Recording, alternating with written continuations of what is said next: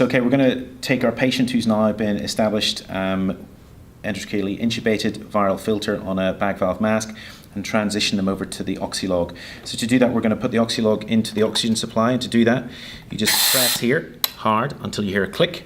To take it out, you rotate it, and it comes out. It can pop out if you don't hold on to it. So we click that in, and then we set up our Oxylog. Now, what I was saying earlier was that the expiratory gas from the patient will come out here and be vented to air, just like it is on the bag valve mask here. So it's absolutely critical that we hook the Oxylog tubing up on away from the patient on the viral filter. So that would be here. So now we'll turn the Oxylog on. We'll presume it's been checked, and it will come on. You would click this button to go into check mode, and it will come on with some basic settings, okay? Now, just so this isn't blowing up, this isn't aerosolizing anything, it's not been connected to the patient, fresh set of tubing each time. We're just gonna hook this up to our patient and make it all nice and secure, and make sure once more that these settings, these connections are all secure. That's great. We're going to come back to our ventilator. Now, the patients with COVID-19, obviously they're going to be hypoxemic, and we're going to presume that if they've needed to be ventilated, that they're going to have ARDS. And so that means that we want to reduce the possibility of making their lungs worse by blowing them on a ventilator. And so that means we need to regulate the peak pressures that we give them, and also the tidal volumes that we give them. So we treat this as per the ARDSNet protocol, which means that we shoot for between 6 to 8 mils per kilo of ideal body weight. That's based on the patient's height, but broadly, for an average adult male, you're probably looking at about 450 mils of tidal volume. For a female, probably 380 to 400 mils of tidal volume. A respiratory rate to start with, one might look at 18 to 20 breaths a minute as a reasonable place to start. And I would suggest that if these patients are profoundly hypoxemic, the PEEP should be set to 10 to start with, rather than what the ventilator will default to, which is 5. In terms of IE ratio, that's the ratio of inspiratory to expiratory portioning on the respiratory cycle. The Oxylog 3000 defaults to 1 to 1.5, and I think that's reasonable. It's not as good as an ICU ventilator, but it's pretty good. Most of these patients won't have expiratory flow limitations, so COPD type morphology on their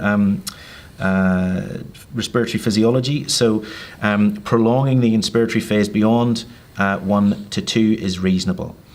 So in order to change this PEEP from 5 to 10, we twiddle the knob here and go up to 10 and click that. Okay. In terms of changing the tidal volume, we're not going to go through knobology, but it's worth noting that the peak pressure limit here is something that is a limit. It's not an alarm. And so if the ventilator is trying to deliver a tidal volume, and it, on its way to delivering it, hits the pressure limit, it will immediately cycle to expiration. And this will mean that the patient will get less volume than you would like them to get. So for the purposes of transfer, what I recommend is that you push the pressure limit out of the way of where it is reasonable that the patient will need ventilating. So you probably know that for ARDSNet ventilation purposes, we want the peak or plateau pressures to be 30 or less. So I think if we set this alarm to 40, that gives a little bit of leeway for the transfer. Remember that those peak pressures are something we don't want to maintain for a very long period of time, but probably in amongst the transfer, rather than the ventilator alarming all of the time because it's hitting that 30, I would set it up out of the way at 40 so that you can ventilate with a little bit of roughness around that peak pressure of 30. And so I think if we so when we twiddle this knob, it gives you a rough idea, but actually the numbers down here will tell you what tidal volume you're achieving.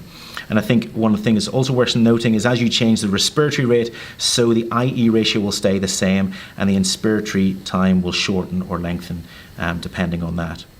It'll also tell you the gas consumption here, so looking at that 460 litres of oxygen that's in the CD cylinder, you're running here at 100% oxygen at 13.2 litres per minute. It's also worth saying that if you've had a patient who's been just about holding their own on a non-rebreather mask, that's probably a fraction of inspired oxygen of 80%, and you can usually bring that down post-intubation to around about 60% post-intubation. Of course, your patient may be an extremis and things may be different in an individual basis. The WHO guidance is that once the patient is stable, to shoot for oxygen saturations of over 90, but in the initial phase, shoot for 94 and above. Blood gas analysis is nice, but not essential. I think if we're protectively ventilating the patient, I'm not so worried about the carbon dioxide level, and so blood gas analysis, while it's nice to have, is not critical. What you can do is just gently reduce the oxygen fraction down to getting those sats if you've got time and are able to do that. Otherwise, starting at 60 for a patient who was not crashing prior to intubation would seem reasonable.